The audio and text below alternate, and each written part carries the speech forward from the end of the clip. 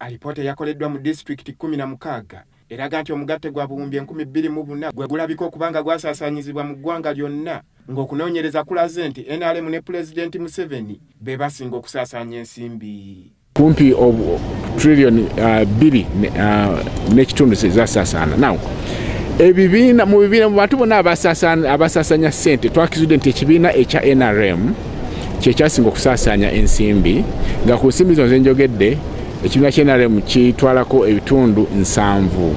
Okay? Nekiddirirwa abeesimbawo ku bwannamunigina ba independent nga bo batwala ebitundu 17. Katono ebibiina ebirala nebikola ki? Nebiddirira. Mu ba president abeesimba okuvugana ku ba president bokka bw'obagatta bonna abaali 8 basaasaanya mu district ezo twakolamu omugatte gwa buwumbi 112. Ku buwumbi obwo 112 President Mwami Museveni yasaasaanyako ebitundu 9 ku buli 100.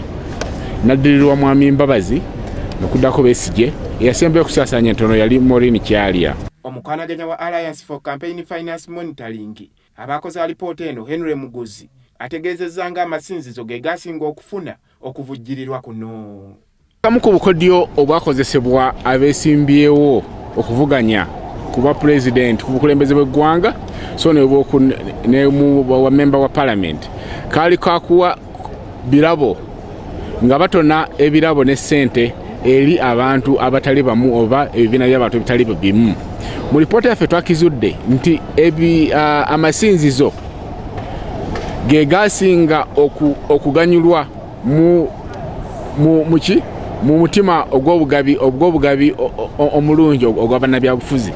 Bano wano we basinzidde okuvumirira ekikolwa ky'ebyobusuubuzi mu kalulu era ne basaba wabeewo amateeka amakakali agateekebwawo okukoma ku nsaasaanya y'ensimbi esukkiridde mu kalulu. Tukubidde omulanga eri ministry evunaanyizibwa ku ssemateeka n'okuteekateeka amateeka ne tugattako ne parliament. Okay? Now tusaba ministry ya Justice and Constitutional Affairs ne parliament baveeyo okukubira batandika okubaga etteeka erigenda okulondoola n'okulambika engeri ssente gye zirina okusaasaanyizibwa mu campaign.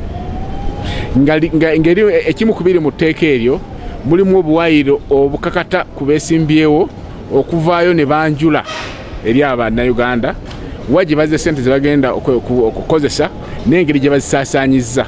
Kira kye tusaba bino ebitongole ng'ekya kalisoliso wa gavumenti ebirina okulondoola enguzi. Twalaba enguzi nnyingi eyo ng'abalonzi baweebwa ssente ne baweebwa ebirabo ne baweebwa buli kimu nga bigendereddwamu okubatengula omutima balonde oyo abawadde ebintu ebyo. Ekikolwa ekyo kya buli bwanguzi kyokka tetwalaba kalisoliso kyakolawo. Kalisoliso yabitunuulizanga kyamuli.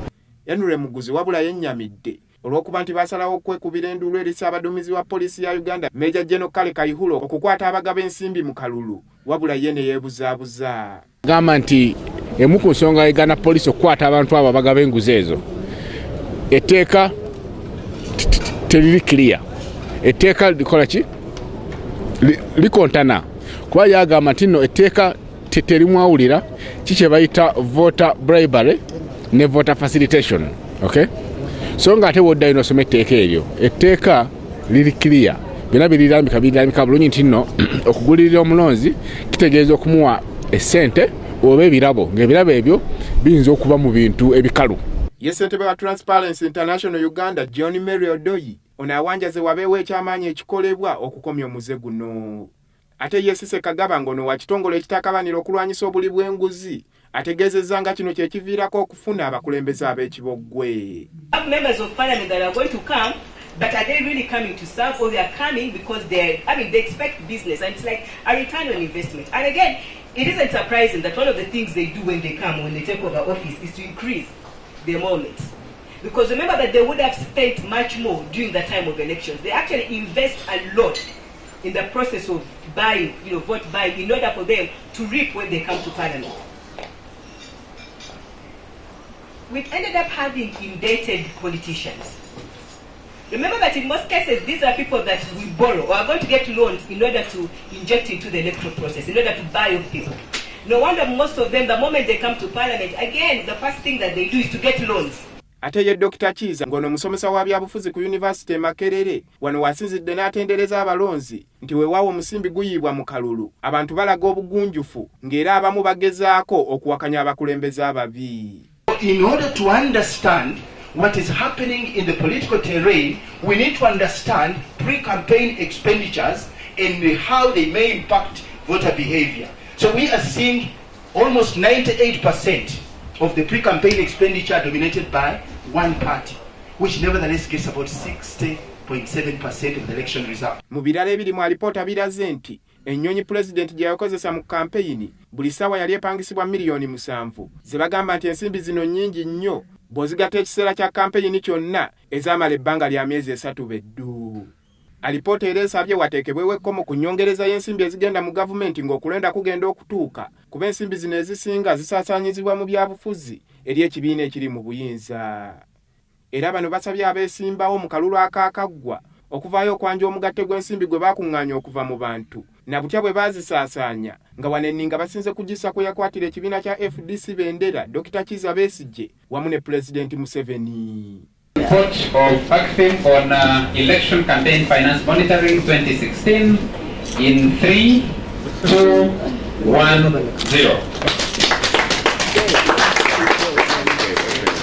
Andrew Kagwa, WBS TV, Kampala.